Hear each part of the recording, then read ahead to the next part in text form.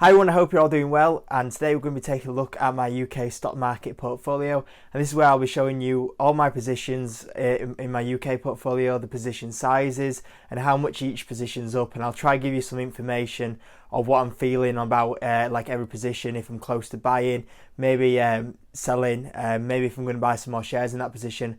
So I'll try to walk you through them all when I'm showing my portfolio.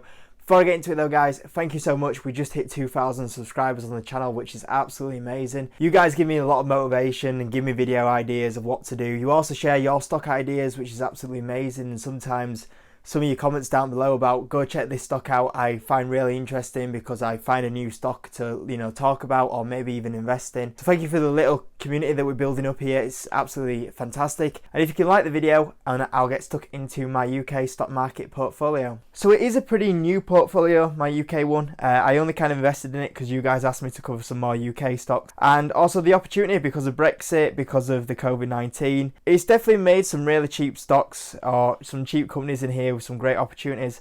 So just to walk you through, like, I've sold only 2 stocks in this portfolio so far, which was Boohoo, which was for 85% profit. That's just because it went up way too much, way too quick, but I'm still a big fan of Boohoo. And then there was Barclays, which I sold out for a 50% gain. Same again, just gone up too quick. And also with a bank, I'm not a big fan of banking stocks. I only buy them when they go down huge because they always recover pretty quick. But going forward wise, there's just not much growth in bank stocks overall.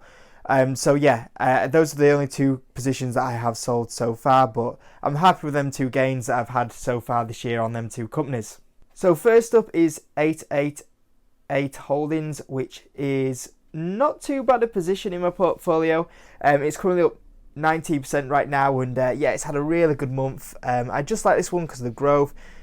Not a bad balance sheet really, and yeah, I mean I potentially want to hold this one for at least a 50 to 100% gain, so I'm not anywhere close to selling it, but it was a good performer so far, especially over the last month. Next up is Airtel Africa, which I bought quite a big chunk really to start with. I mean, it is down 6%, but it's only been in the portfolio for about 2 weeks, so it's definitely not going to be moving that much just yet. We don't normally see the rewards until about a year after holding a lot of these positions. I'm not a short-term trader, I'm a long-term investor, 2 to 5 years, so if this stock does carry on going down, I'll probably buy more, but I like this play because of the payment side of it, and also the development of telecoms in Africa.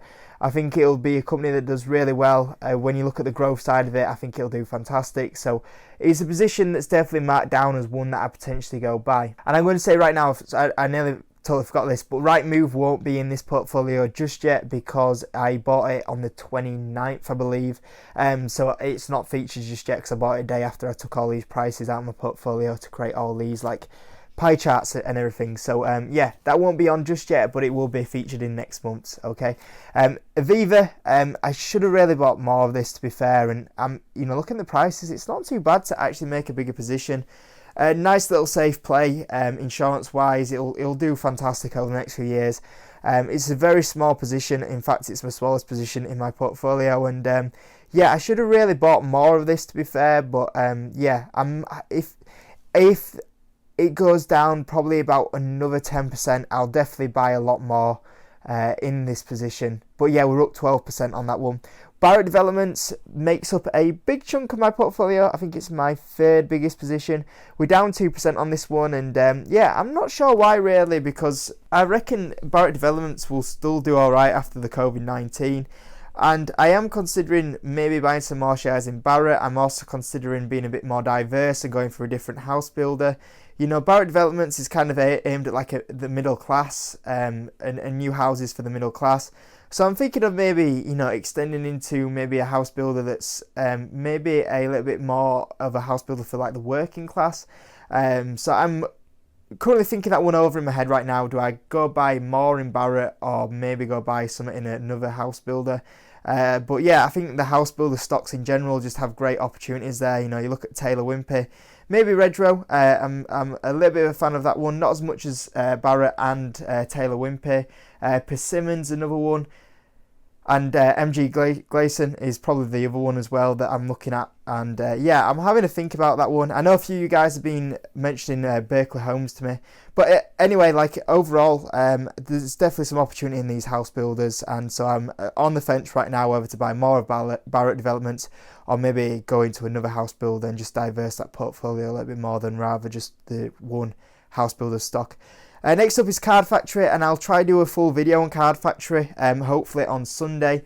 But yeah, not too bad of a position. It's down about 8% recording this, and for me, if this goes down maybe about 5% more, I'll be adding into this position because I'm a fan of Card Factory at these prices. It's at a very, very cheap valuation.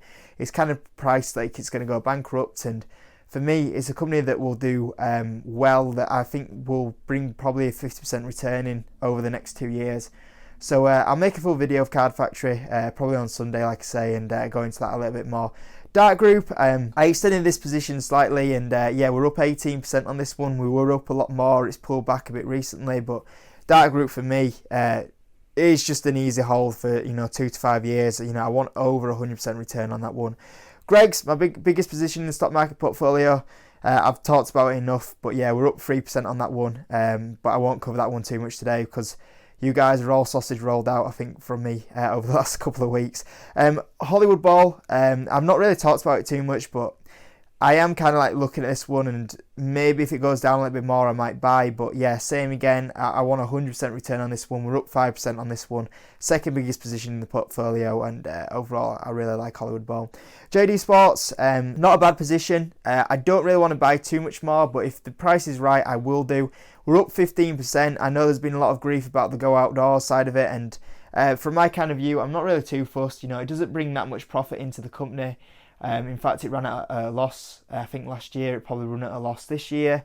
So overall, with JD Sports and Go Outdoors, like I don't mind what happens with Go Outdoors. If they want to keep it running because they can make profit, then that's their choice. And maybe they can turn it around. There's a bit of work to do there. I mean, if they were to go into administration, same again, I don't really mind because it's not a big chunk of the company anyway. It's not making a huge profit.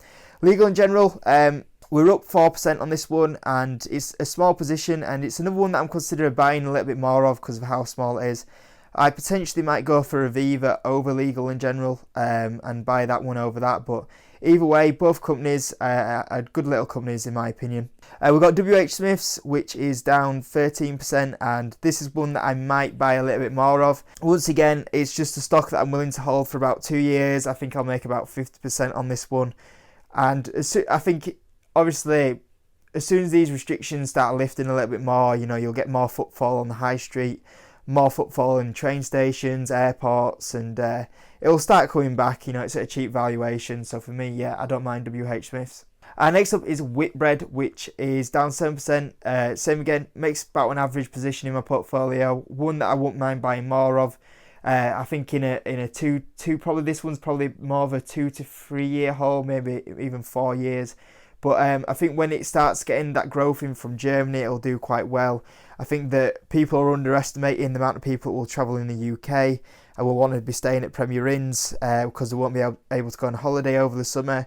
And yeah, I think overall, Whitbread is definitely a cheap valuation at these sort of prices as well. So guys, that's my UK stock market portfolio. I hope you enjoyed the video. Let me know what you think down below about my portfolio. Positions you're looking to add in as well, that's also awesome. I like checking like what stocks you're looking at buying.